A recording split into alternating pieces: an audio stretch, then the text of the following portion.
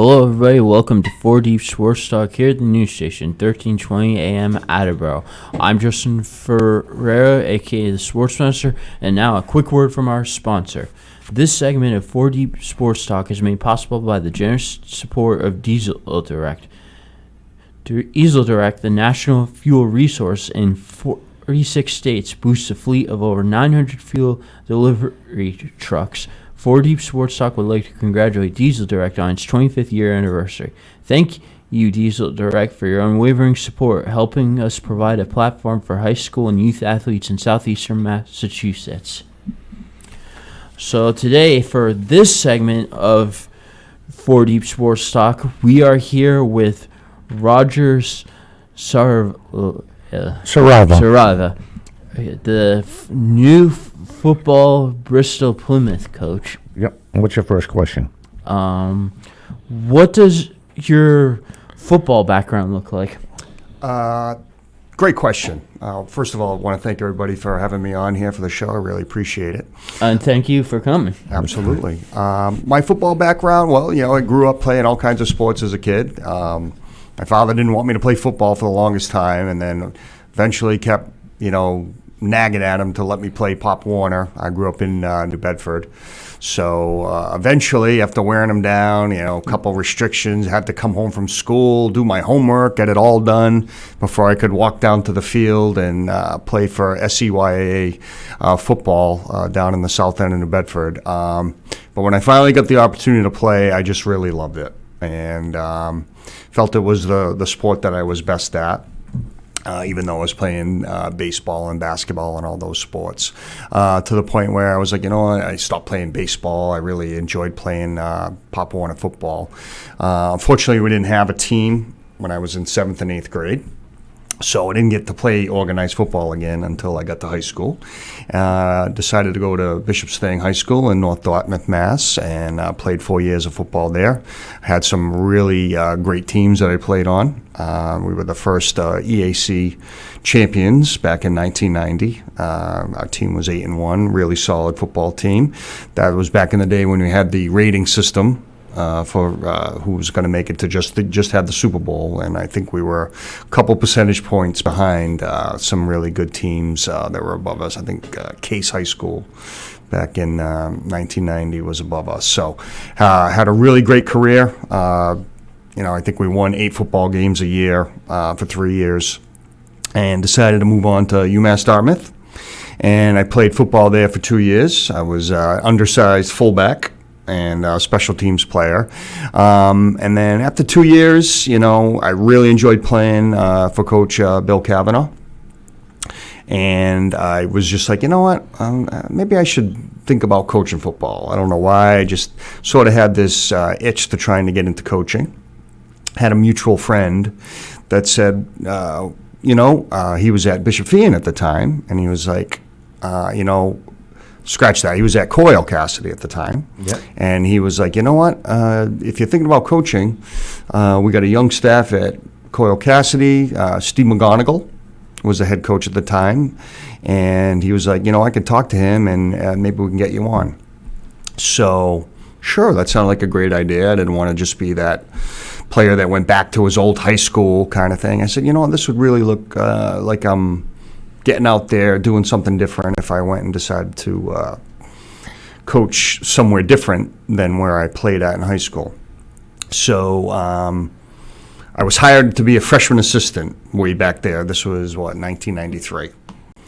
So things went on. A couple people that were on the staff at the time with Steve weren't able to stay. Next thing you know, he's like, I think I'm going to need you to be the head freshman football coach. Oh, okay. I'll do whatever I can. And then lo and behold, a couple other moves happen, and next thing you know, you're going to be on the varsity with us. He ended up losing Matt Lanigan, who went it over to be the head coach at Bishop Feian. And he had another assistant that ended up leaving, I think, for work, family-related stuff. So next thing you know, here he is. He thought he was going to have almost his whole staff back, and then all of a sudden, boom, there I am, 20 years old as a varsity assistant at Coyle Cassidy back in 1993. So From there, I coached at Coyle for 9 years. I was with Steve for 2 years, and then I was very lucky to work under Coach Frank Almeida, who was a legendary name in the Taunton area. Had coached Taunton High School to their Super Bowl championship. He was a former player at Taunton High. Coached at Taunton High many years. Won a Super Bowl there in 1980, and then he moved on to Bridgewater Rainham for many, many years. Had a lot of success at Bridgewater Rainham.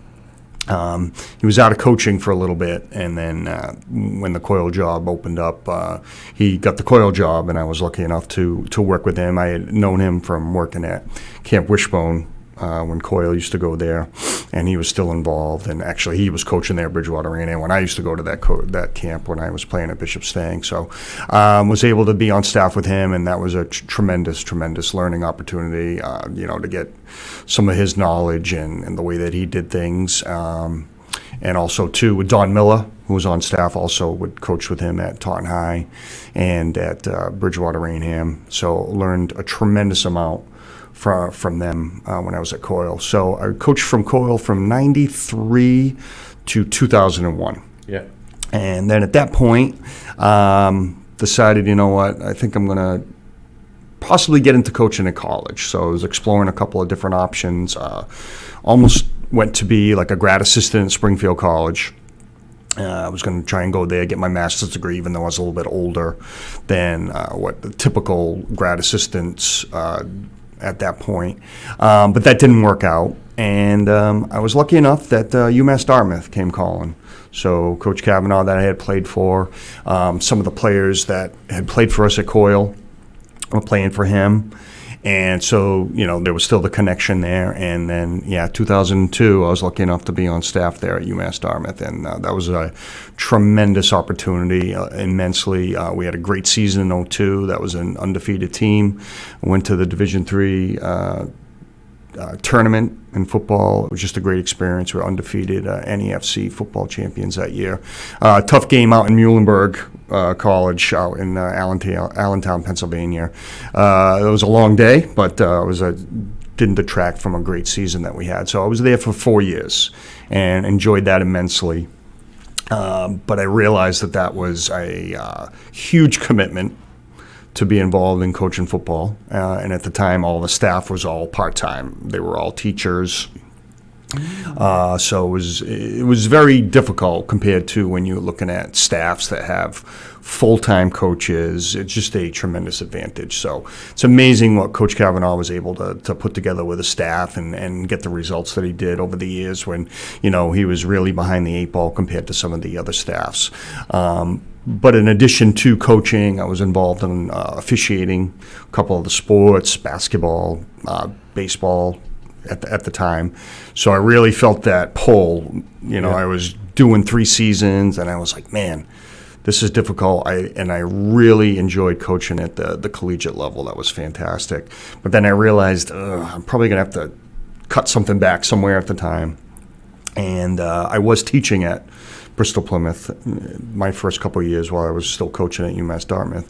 And then a position opened up on staff, and I really thought about that long and hard. And I said, you know what, I think going back and coaching in high school, I could still stay involved coaching football, and but not have the same time commitment that college football was. So went back and coached in high school. I was coaching freshman with Bob Ashley. God rest his soul, he just died over a couple months ago. With the freshmen at Bristol Plymouth, Billy Moan is the head coach. He brought me back, and he knew me because I had taught his son Billy Jr. when Billy went to Coyle Cassidy back in the late 90s, early 2000s. So that was an easy fit to go over there, and Billy was great. Coaching with Bob, he was a character. That was great too. So did that for 2 years, and then in 2000, let's see, I think that was 2006, 2007, coached freshman those 2 years. 2008, I decided to be an assistant at Durfee High School in Fall River, and I did that for 2 years, working under Dave Morgado. Dave Morgado, who had coached previously. He was under Dave Driscoll at Dighton Rehoboth for many, many years, and then he got the head job at Apponequet and was able to build that program up to be a playoff caliber team. And then Dave left there and went to Seekonk and had success there also too. He built that program up to be a league champion, Super playoff contender type of program. But anyway, Dave had always been teaching at Dayton Rehoboth, and his goal was always to teach and coach somewhere in the same building. Well, the Durfee job opened up, and that was the first time he was actually offered a teaching position, because he had tried for years to be at Apponequet and Seekonk. And I knew a other coach on his staff that I knew, and he was always asking me if I was ever interested. And then so I said, yeah, let me go ahead and try that. So went over and coached at Durfee for 2 years with him. Unfortunately, didn't have a lot of success over at Durfee. And then so Dave was let go, unfortunately. And he ended up over at Case High School. And I ended up doing a year with him over at Case after that. So then I had to take a little time off to get my master's degree, as most teachers have to find time, and that becomes very difficult as a coach when you're putting in a lot of hours to make that commitment to go back to school and everything. So I said, you know what, this is the perfect time. Took 3 years off. At the time, John had gotten a head football job at Bristol Plymouth, and he asked me every year if I was interested. And I, I appreciate the offer, John. I had other things going on. Like I said, I was coaching other spots. Took time off for my master's. Got remarried, and then when I finished my master's degree, and a position opened up. And John kept asking me. He said, love to have you come back, love to have you come back. And then a freshman job opened up, and I was like, talked to my wife about it, because at the time my wife had never known me as during the coaching years. Yeah. She had known me about the officiating years, and I was like, well, this is going to be some commitment now in the fall. And she was like, hey, if that's going to be what makes you happy, go for it. So couldn't have asked for more support from my wife. And she was actually pregnant with our son at the time, really? Too. So that was also something I had told John, like when he hired me, just make sure you understand that, my wife is expecting, and we're expecting our child sometime in October. So there could be that phone call that, yeah, you gotta go. And unfortunately, I didn't have an assistant that year, even though there was plans in the works to have an assistant. It didn't work out that year. So I was like, okay. And the season was going fine, doing the best I could. Every now and then I'd get help with somebody from the varsity. But I remember that day, we were supposed to play on a Thursday. It got rained out. We were going to play the game on Friday. Yeah. And then early in the morning, my wife said, So time to go. So, yeah, my son was born on October 17th. Nice. Yeah, we were supposed to play a football game that day. So yeah. But made it through the rest of the season and really enjoyed it. And then coached again. And then I brought on this fantastic assistant, heavy hitter, a guy from Brockton, Dom Damiano. You may have heard from. So, and we had a fun little year that year. We did. We had a good little season that year. We had a great group of kids that worked hard. We lost our first game and then didn't lose after that. Yeah, West Bridgewater. Yeah, that was it. Yeah. We had a great little year. We lost to Coyle in our opening game. That was it was a tight game, but it was tough for our first game. That was one of those years that they sometimes played against. They call them Froshmore teams, freshmen, sophomores against Coyle, and so those can be feast or famine. And but the kids played tough. But I thought that was a tough opener. But anyway, after that, we just kept on getting better and better and better, and won every game the rest of the way. And that was a great season. So. Really, really enjoyed coaching the freshmen. I had the autonomy to do exactly what I wanted to do, a little bit of flexibility that, hey, this is great. Coach a game on Thursday, then I could go with the varsity. It was almost like I was involved in 2 games per week, helping them out on Fridays if I was available, even though I still had my officiating stuff that was, keeping me busy, starting in October and into November. But then the offensive coordinator position opened up at Bristol Plymouth, and I was really torn. I was really torn because I enjoyed working with freshmen. I liked the flexibility. But then as I talked it over with my wife, this is a good opportunity. If I move up at this point, get involved with the varsity, long term. So after some tossing and turning, I decided to move up, and I think that was like 2017, 16 or 17 in that range. So, and I've been with the varsity ever since. So, Nice. Been a long journey of coaching, like I said, over 30 years, but definitely have enjoyed it. Been an important, integral part of my life over this time. All right, with that being said, we're going to jump into our first break. You can call back when we come back at 508-222-1320. We have the new skipper over at Bristol Plymouth High School. We'll be back with him and more right after this. To Physical Therapy U. I'm Kelly Duggan, Doctor of Physical Therapy and the owner of PTU Clinic. Here at PTU, you're more than a patient and we're more than physical therapy. We offer massage, physical therapy, occupational therapy, personal training, and sport-specific performance training. We treat people and athletes of all ages and all levels of experience. Our beautiful 4,500 square foot facility located at 75 Scotland Boulevard in Bridgewater, Mass. is unlike any clinic you've seen. Our large space, along with our new COVID guidelines, allow us to treat you in the safest way. Your success in meeting your goals is our top priority. Whether you're recovering from a surgery or you're elevating your performance, we are the right clinic for you. Call us at 508-697-2000 or email us at ptuclinic@gmail.com. Check out our website at www.ptuclinic.com. My junior year of college, I decided I wanted to be a truck driver. So my uncle, he works here for like 40 plus years, and he said, choose Diesel Direct, don't go nowhere else. Lo que me inspiró a mí fue mi hijastro, cuando él se graduó con su CDE. I was telling my stepdad and my brother, hey, this is probably one of the best jobs I've ever had. And I was showing them the type of income that I was making. The equipment that we have at Diesel Direct is the best. I aim to go in the big unit, the tractor trailer, so I'm trying to work myself up. I never really had a career before this, but I just want to do my job well and be accepted. And I feel like a lot of people, that's all they want, right? And you definitely get that here.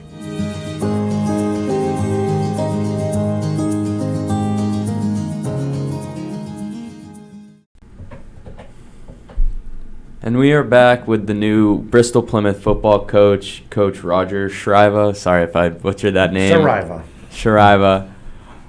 So I'm just going to jump right into this next question. You've obviously been around football basically your entire life. What would you say your coaching style is like? My coaching style, I'm going to coach the kids hard. I want to try and get the most out of them. Call. But at the same time, too, you got to show them that you care about them and that, you can't ask them to sweat for you, to bleed for you, to play hard for you, give them everything you get, but then not care about them off the field in the off season and get to know them, what drives them, what their family involvement, because that's part of the part. Like these kids, you got to be involved in their lives a little bit, because for some of them, it's a huge part of their life. Was a huge part of my life. That's I'm doing what I was a huge impact on my life, my coaches, and my playing career. So I'm trying to do the same thing that was done for me as a player. It's quite a commitment. I mean, you really have to buy into the parents, and oh yes, it's quite absolutely. a commitment. Absolutely. You have someone on the phone here. I'm just going to put There them you on. go. Hi, you're first on 4 Deep Sports Talk. Hi, good afternoon, Dominic. Hey. Bro, how you doing? Lou, how are you? I'm great. Can you turn up the husband. headset a little bit for me? There you go. Awesome. What's your question for the coach? I'm just interested. I just got done listening to your story about how you started. I was just wondering if you keep in touch with the other coaches that you coached with through the years. Absolutely. So the current staff that I've been able to put together, which I'm thrilled about at Bristol Plymouth, one of the first coaches that I brought on is Coach Tim Nixon. Tim and I coached together at Coyle Cassidy. Tim's a former player at Bridgewater Rainham on some Super Bowl teams at Bridgewater Rainham. He went on and played at Union and at Bridgewater State College. Excellent football player and wrestler. And Coach Almeida brought him on to coach at Coyle. back, I want to say this was probably like 98, 99. Yep. Brought him in, and we had coached together for a couple of years at Coyle Cassidy. He actually taught there for a short amount of time. Then Tim actually got a job with the West Bridgewater Police Force, and that's where he's been. Actually, was recently named the captain of the police force. So when his son started playing Pop Warner football, he got involved coaching with the Bridgewater Badgers, and he had been coaching there. And when the opportunity availed itself for him to come on staff, I had to make sure I jumped on that because he is a excellent offensive, defensive line coach. So I'm thrilled That's to good. have him on staff with me. And then additionally, Coach Charles Allaire, whom coached me at UMass Dartmouth when I played there and coached alongside him at UMass Dartmouth. Was thrilled to bring him along too. He's also was formerly the head coach at New Bedford Vogue, and I'm lucky to have him on staff also. So as far as coaches that I've been with over the years, yes, I do keep in touch with several of them. Not only did we work together, they are important parts of my life over the years. So absolutely. Awesome. Do you have another question, Lou? Do you think you still have aspirations to coach in college? I did my 4 years, and I really enjoyed it. I don't see me going back because that is definitely a full-time commitment. So for me personally, at my age and where I am in my life, probably not. Definitely a young man's game to put in those types of hours and the demands of that. Like I said, I loved coaching at that level. It was tremendous. I learned a great deal. The men that played for me, when I do run into them, it's always great to see them, and we reminisce about some great years that we had at UMass Dartmouth. But I don't see me coaching at the college level again. I can see that. I can see that with your son and your wife and whatnot. We don't have the time for that. Yeah, he might be going through another divorce if he does that. No, as a full-time teacher too, I'm gonna. Oh, yeah. Finish You're out. going to be teaching as well? Yeah, I teach at Bristol Plymouth. I've been there for Wow. just finished my 20th year. Wow. 10 more What do years you till teach? retirement, so yeah. That's 10 more? 10 more. There 10 you more. go. What do Thanks you for the teach? call, Lou. Yeah, I teach math at Oh, high school okay. math. All right. Good luck for the next season, Coach. Hey, I really appreciate it. Thank you. Bye. That's my husband, by the way. Yeah, that was, he's so I want to, so Mark Vasconcelos, basically the same question Adam just joined in. So Mark Vasconcelos from the Brockton Enterprise, he says, how are the numbers for the upcoming season? You got a lot of key players. Do you have a lot of key players returning?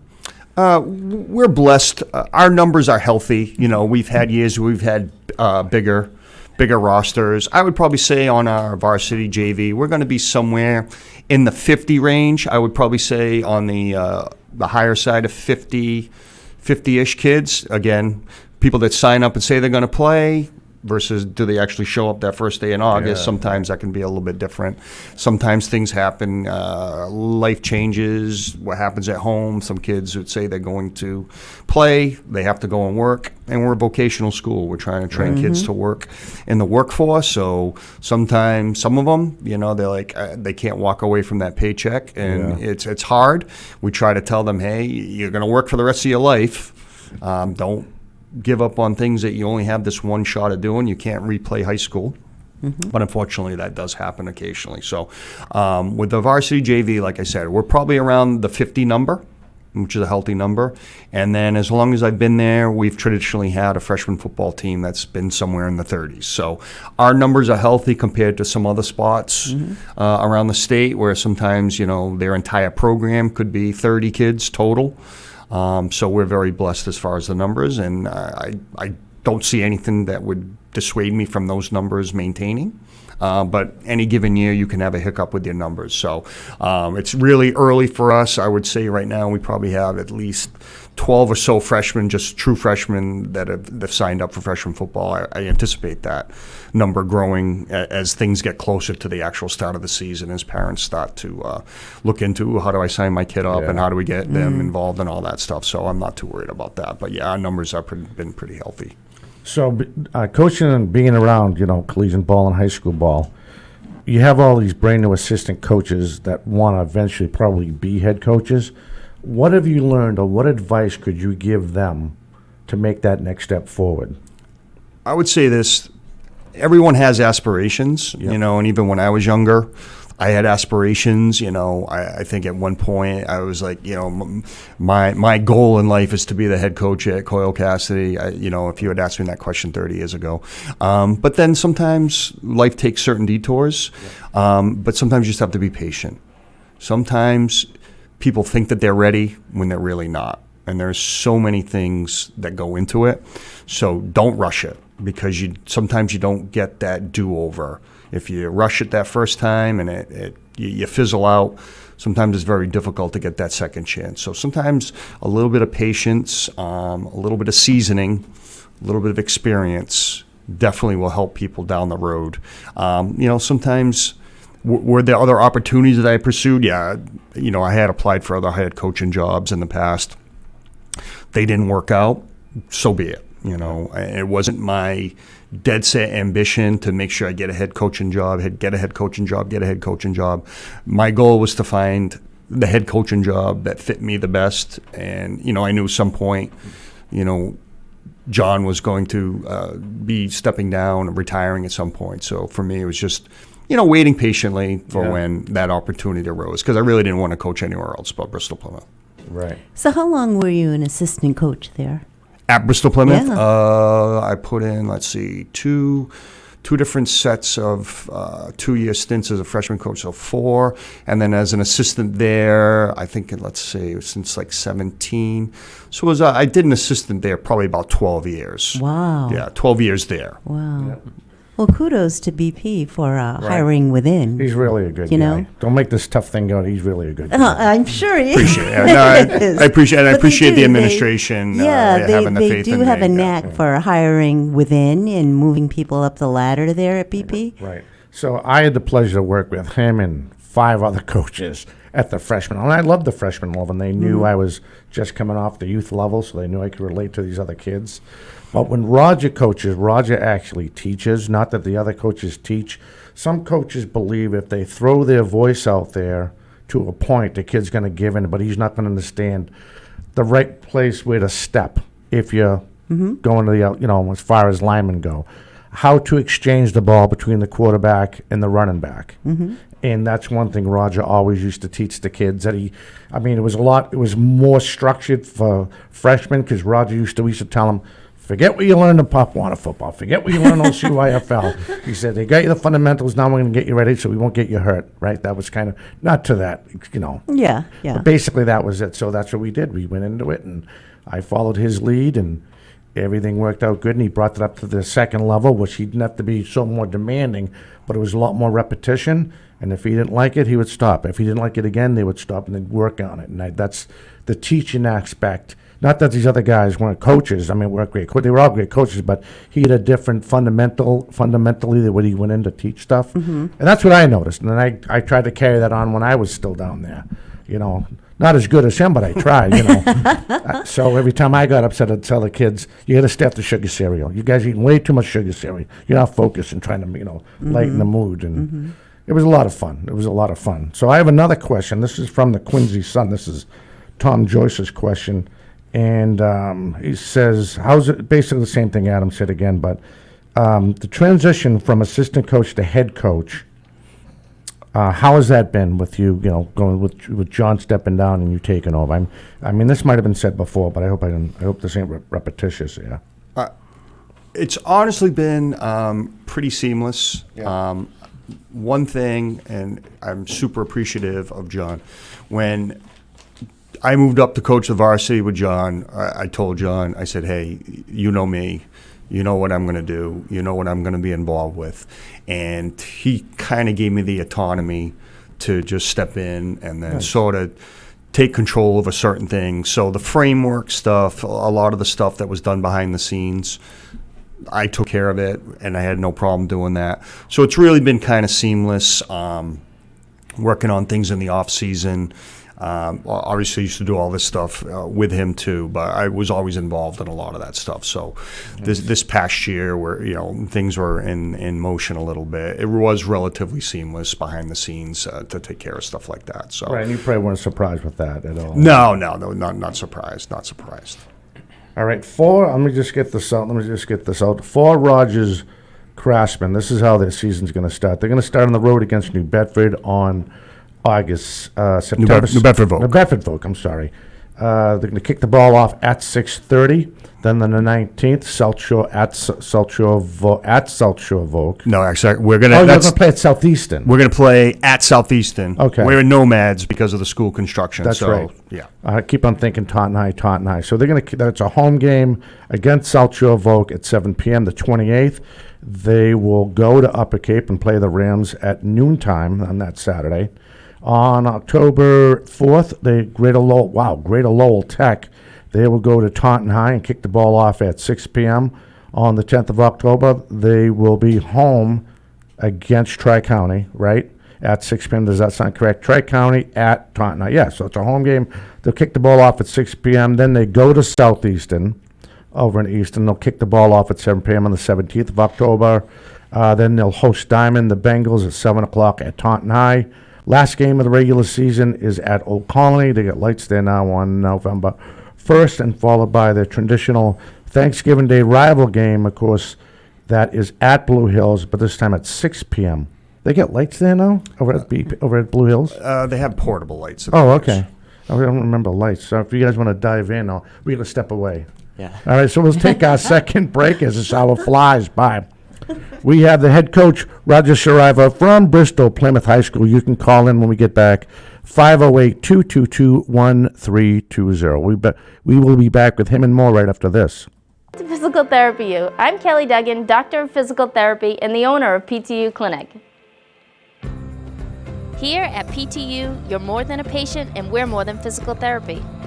We offer massage, physical therapy, occupational therapy, personal training, and sport-specific performance training. We treat people and athletes of all ages and all levels of experience. Our beautiful 4,500 square foot facility located at 75 Scotland Boulevard in Bridgewater, Mass. is unlike any clinic you've seen. Our large space, along with our new COVID guidelines, allow us to treat you in the safest way. Your success in meeting your goals is our top priority. Whether you're recovering from a surgery or you're elevating your performance, we are the right clinic for you. Call us at 508-697-2000 or email us at ptuclinic@gmail.com. Check out our website at www.ptuclinic.com. My junior year of college, I decided I wanted to be a truck driver. So my uncle, he works here for like 40 plus years, and he said, choose Diesel Direct, don't go nowhere else. Lo que me inspiró a mí fue mi hijastro, cuando él se graduó con su CDF. I was telling my stepdad and my brother, hey, this is probably one of the best jobs I've ever had. And I was showing them the type of income that I was making.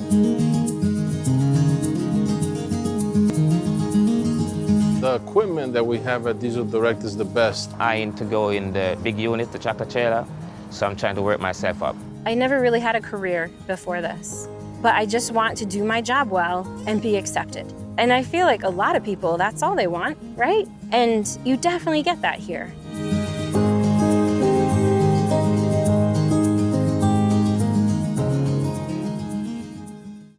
Hey, welcome back. You're listening to 4 Deep Sports Talk here on the news station, 1320 AM WVB.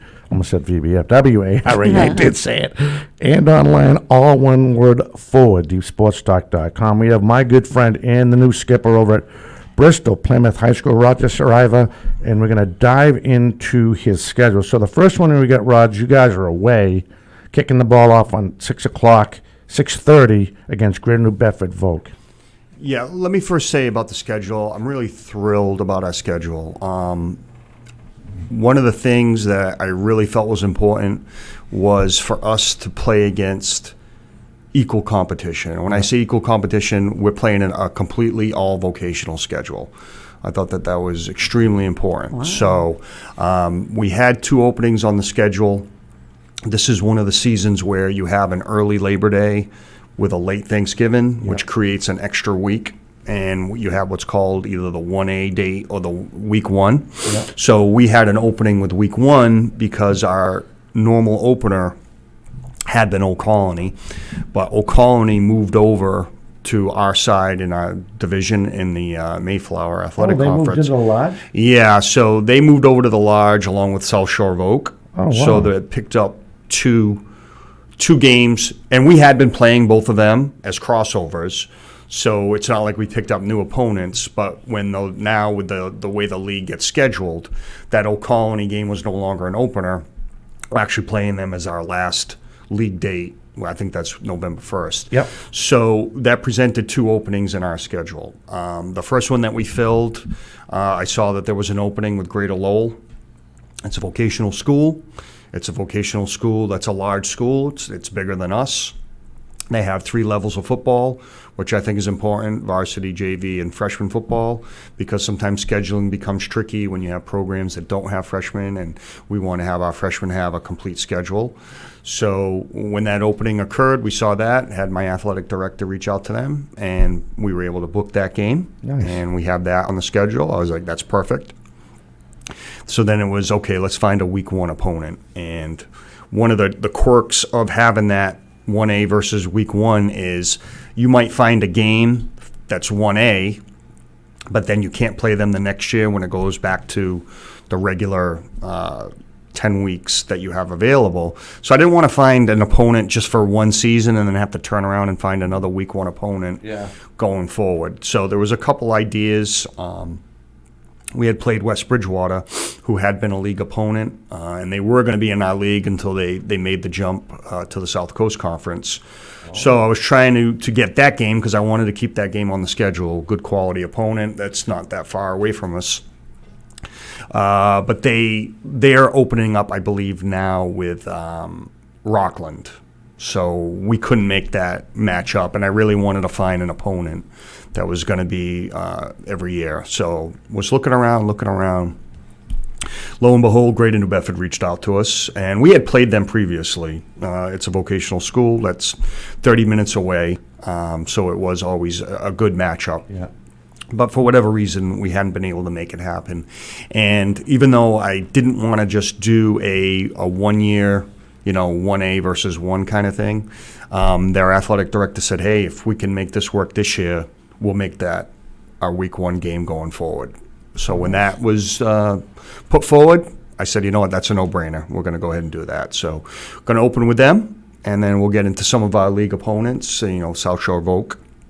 We're going to play that game on a Thursday night because we have to have our bye week, because every school has to have a bye because you only can play so many games.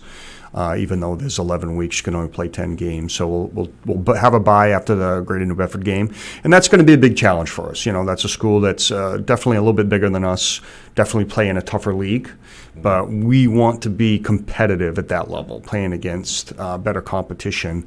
So after that opener, we'll have our bye week, and we can regroup, readjust, and then get ready for South Shore of Oak.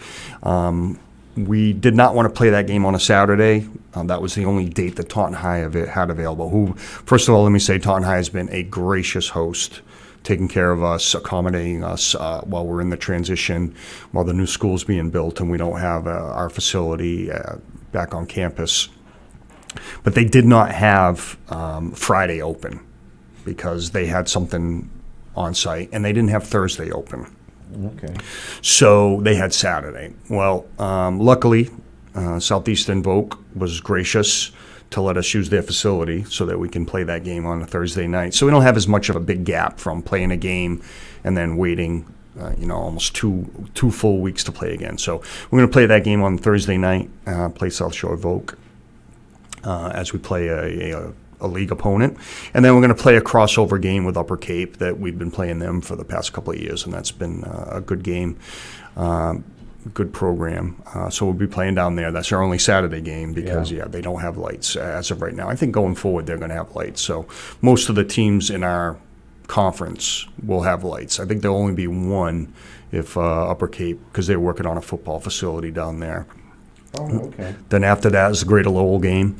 And then we dive into more of the schools on the lodge size. I believe that's when we play Tri-County. I think that one's also going to be a Thursday because we have our homecoming dance that Friday night. So we find it easy to play the game the night before so the kids aren't distracted about a dance afterwards, and they can do that on Friday. And then I think the next following week we play on another Thursday. That's going to be Southeastern's homecoming too. So I don't mind playing on Thursday nights. I think it's a good mix-up. Yeah. I think the kids kind of enjoy it.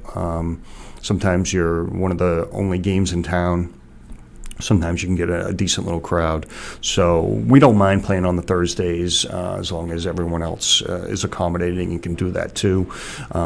We do realize when we are on the road, we don't have all the kids from the same town. So when we do get back to school, we got to get back, and then those kids have to get back to where they live. So, sometimes on Thursday nights that can be a little bit tricky because we do have school the next day. But we do like playing on Thursday. It mixes it up a little bit for us too. And then we have our final 2 games after that, I believe.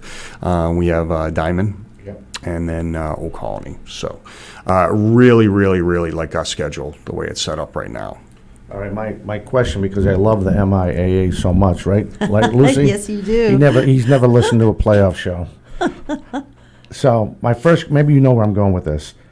What about the power rankings? Those stupid power rankings they have with strength of schedule and all that. First of all, I was going to ask your opinion on that. What do you know how that affects this schedule? Did you get any feedback on that? Sure. I think there's 2 separate things at play here. Number one, I do believe that the the power rankings, their intention of creating a Final Four that has the best 4 teams, I do believe it does produce that. Okay. If you look at the data, I think they've had the top 4 teams or top 5 teams finish in that Final Four. So you are getting the matchups of the best teams in the state, virtually in every sport across the board. Okay. I understand the argument about, people that yearn back for the sectional setup, and I completely understand that. It's created, a couple of logistical travel difficulties, which, again, completely understandable. But I think if you look at the goal of what it produces at the end, having the 4 best teams, I think it does achieve that goal. Okay. Now, from our standpoint, from a vocational standpoint, I think there's a little bit of work to be done. Right, I totally agree. On that. And I'll say that as nicely and as politically correct as I can. I'll fill in the rest for you. You just listen to the playoff show. You'll hear me. But my point was, and thank you for saying that. The way you couldn't describe it any better. That's my niece. Sorry, I'm on the. Sorry about that.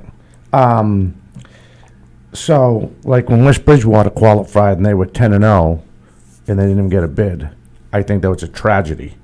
More the travesty of how I just wished the number system for this power ranking thing could be better structured. Sometimes I don't, like you said, you made a good point. Usually it does come down the but we don't know because again, in the football sense, West Bridgewater gets bounced. There's a couple things, and I've been around for a long time. Yep. It does promote programs in multiple sports to try and schedule games that may be more difficult. And those losses, even though no one likes to lose, sometimes losing to the better team is way more helpful than beating an opponent that isn't the same caliber of an opponent. Yeah. So it does promote them trying to upgrade their schedules. So we have seen it where, they win a game by 30, but their power ranking drops because they're not playing a team that's very strong, versus they play a game where they lose by 21, but that team is ranked very high, it definitely Right, you know where helps I'm them. going with it, Yeah. So the days of trying to pad the schedule just to be 10-0, those days are gone. Can't do that. And that's why you see a lot of changes now in leagues and people's schedules, sometimes going independent from their own league because they realize that playing some of these games that they're quote unquote forced to play is really going to hurt their chances in the postseason. Like I said, though, on the vocational side, there's some things I'd like to see done differently. I feel like sometimes vocational schools get lumped into just based on their enrollment. Right. And there are differences between our, let's say, 1350 versus a comprehensive school that's 1350. So for us, we're in Division 4. We realize that's going to be extremely difficult to be competitive year in and year out at that level of football. So in the short term, our number one goal is to get into the vocational playoffs and be a team that can compete in the vocational playoffs, Right. going year in and year out. Well, that makes sense to me. I have he hit the nail on the head. He couldn't explain it any better. When you see some of these teams, the way they wrap it up, it's like, I'll use hockey, which is totally different, obviously. You'll see the Dartmouth go down to Division 3 or 4, or, you know what I mean? Stuff like that, and it just makes you scratch your head like, what are you doing? Mm-hmm. You know what I mean? They do get beat. Sometimes you don't make it always to the Final Four. There's more sectional play at the time. I like the idea that they're trying to bring the whole state together. To Physical Therapy U. I'm Kelly Duggan, Doctor of Physical Therapy and the owner of PTU Clinic. Here at PTU, you're more than a patient and we're more than physical therapy. We offer massage, physical therapy, occupational therapy, personal training, and sport-specific performance training. We treat people and athletes of all ages and all levels of experience. Our beautiful 4,500 square foot facility located at 75 Scotland Boulevard in Bridgewater, Mass. is unlike any clinic you've seen. Our large space, along with our new COVID guidelines, allow us to treat you in the safest way. Your success in meeting your goals is our top priority. Whether you're recovering from a surgery or you're elevating your performance, we are the right clinic for you. Call us at 508-697-2000 or email us at ptuclinic@gmail.com. Check out our website at www.ptuclinic.com. My junior year of college, I decided I wanted to be a truck driver. So my uncle, he works here for like 40 plus years, and he said, choose Diesel Direct, don't go nowhere else. Lo que me inspiró a mí fue mi hijastro, cuando él se graduó con su CDE. I was telling my stepdad and my brother, hey, this is probably one of the best jobs I've ever had. And I was showing them the type of income that I was making. The equipment that we have at Diesel Direct is the best. I aim to go in the big unit, the tractor trailer, so I'm trying to work myself up. I never really had a career before this, but I just want to do my job well and be accepted. And I feel like a lot of people, that's all they want, right? And you definitely get that here.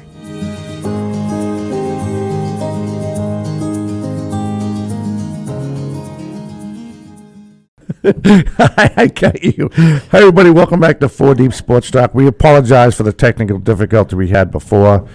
You can call in 508-222-1320. The head skipper over at Bristol Plymouth High School, my good buddy Roger Saraiva, he is here, and we were going back and forth, and I think I'm going to have to owe him a copay for putting up with all my complaining about the playoff system. I'm going to have to call him Dr. Saraiva once we get through it today. But why don't you guys dive into I know you still have questions, so why don't we go with that? We covered the schedule, which was good. He educated us on that, how that worked out. Just go ahead. It doesn't matter, whoever. How do you get over 30 years of coaching experience? By starting young, that's the biggest thing. I so. dove into it young, and that's why, and I was able to have a career as a teacher that allowed me to be able to do that. So, yeah, that's why I have the years of experience, because I did definitely start young. Obviously, very, very passionate about football. Yeah, really. Sports in general. I see the value of high school sports in general. I'm one of those coaches. I'll tell my players, hey, football season, you have them play football. And then in the winter, if you can play hockey, play hockey. If you're a wrestler, wrestle. If you're a basketball player, play basketball. Right. Baseball in the spring, lacrosse, whatever it is, just do it because you don't get these opportunities again That's once right. you're out of high school. Very So true. take advantage of it. Kind of like going into these athletes and your players, what do you look for when you're trying to find a captain? That's someone that can echo your message or just kind of lead the team by example? That's a great question. A captain, I toss and turn over this one. I find this to be a very difficult thing because I've had years as a coach where we had captains that were great, and we had years that captains that just underperformed in our eyes as being leaders. So I'm looking for that person that in the locker room everyone's looking at. What they do, what they say, their actions. Their actions have to speak louder than their words. So you can have leaders on a team that aren't necessarily the captains. And I'm not a fan of voting for captains. I feel like that becomes a popularity contest. That becomes, Ego. picking your buddy. Yep. And then, then sometimes someone's picked that's, afraid to do something that's going to upset their friend or anything like that. So I'm very proud of the fact that, I decided to pick the first captain of the year, and he's actually going to be a junior. Okay. And he's already been beyond my expectation. Awesome. So he's, definitely organized a lot of things, communicating with the team. He's just a leader by his actions. He goes above and beyond the call of duty for what we're looking for. And then, his play on the field, he got on the field a lot as a sophomore last year. And he was an ultra competitor on the field, working hard.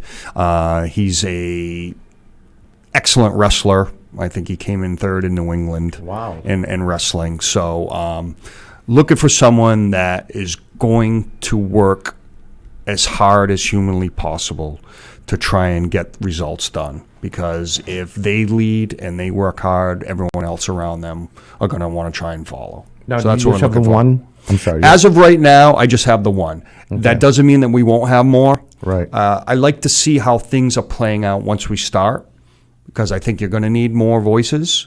But as of right now, I felt like we had one who had been, head and shoulders above, and I wanted to make sure I sent that message out. And hopefully there's others that try to emulate that. So Yeah, he's like I talked about the way he coaches. This person must be one heck of a young, not strong-headed, but smart, intelligent, headstrong captain for this guy to pick him. And that's a kudos. Now, who can we? What's his name? His name is Nate Hicks. Nate Hicks. Nate Hicks. He played. Hicks, you're doing a good job, kid. Yeah. He Keep played it up. some quarterback for us down the stretch. He played linebacker for us. Like I said, the kids in the weight room looking up to him. Yep. His leadership across the board. So that to me, it was a no-brainer. It was an easy pick. Breath of fresh air. One less thing you have to worry about. Yeah, No, yeah. you And can like I said, I trust hope him. others. I hope there's a couple others. Yeah. That try to step up into a role like that. But time will tell. If we That's get there. awesome. So I saw a comment on Facebook, and I don't know who it was from, but when you were named the new coach over there, so this came across, and I had to laugh because I know a lot of people like this. And the comment was, "Are you ready for Raj Ball? Hit, stick, run, pass, score." Is that your creed? I saw that comment. That was funny from Officer LaPlante, who is the school resource officer at Bristol Plymouth. Okay. Former player for Coach Moan back in the day. My style, we just want to get out there and we want to get after it. We want to try and outwork, out-tough, compete for 48 minutes. Give you everything that we have, and if we end up losing, it's because they were a better team. Yeah. Not because we're gonna not be outworked, we're gonna be out-toughed, but because they were better and they earned it. And at the end, after those 48 minutes, we'll shake your hand and say good luck in the next game, and then we're gonna get ready for the next one. We just want to be super competitive every single snap. That's the kind of mindset that we want to try and get out of our players. That's awesome. The social media thing took off. Oh, yeah. We sent it out to like 45 different, just in social media, different towns. In the comments. I don't think, I mean, just the likes alone. I mean, I think you were liked by almost every social group, and everyone had a positive comment. I mean, I know what I think of the guy. I think he's a great guy. You know, Bristol Plymouth couldn't be any lucky to have him running their varsity team. And as long as the other coaches follow suit, and I know he's not going to waste his time with any knuckleheads. He's going to put guys that believe in his system. I mean, they missed the playoffs. They lost the running back last year, kid that played for me freshman year, and they lost that one playoff run. God knows how far they would have gone.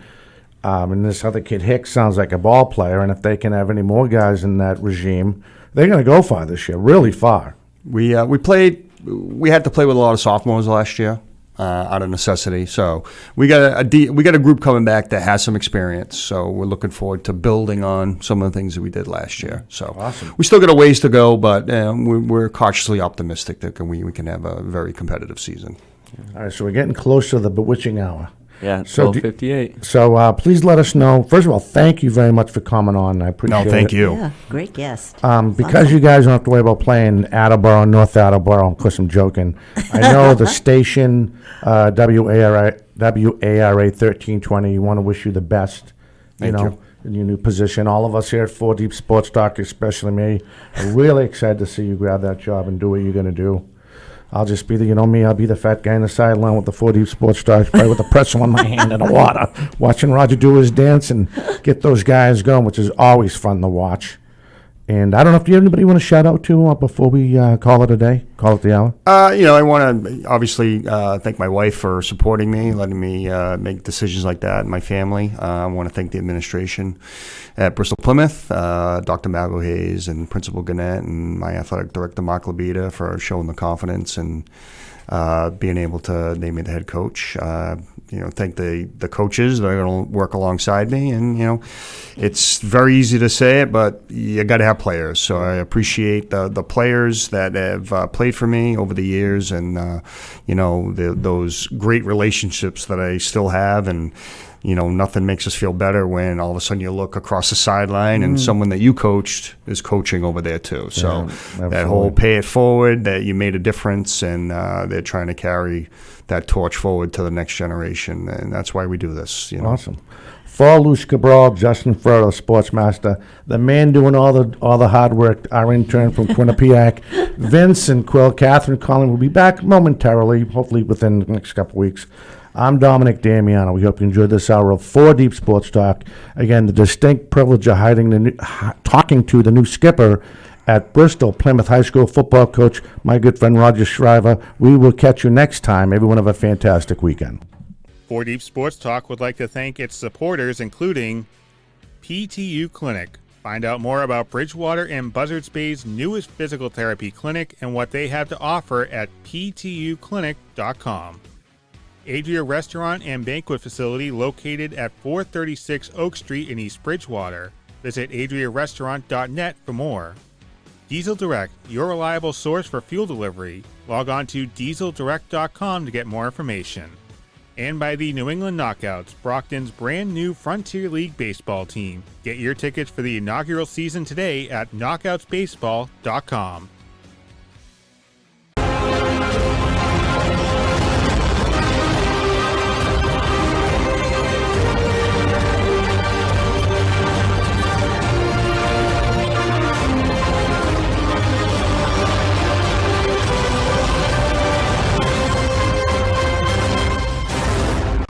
This has been a presentation of 4 Deep Sports Talk, where high school and youth athletics come first.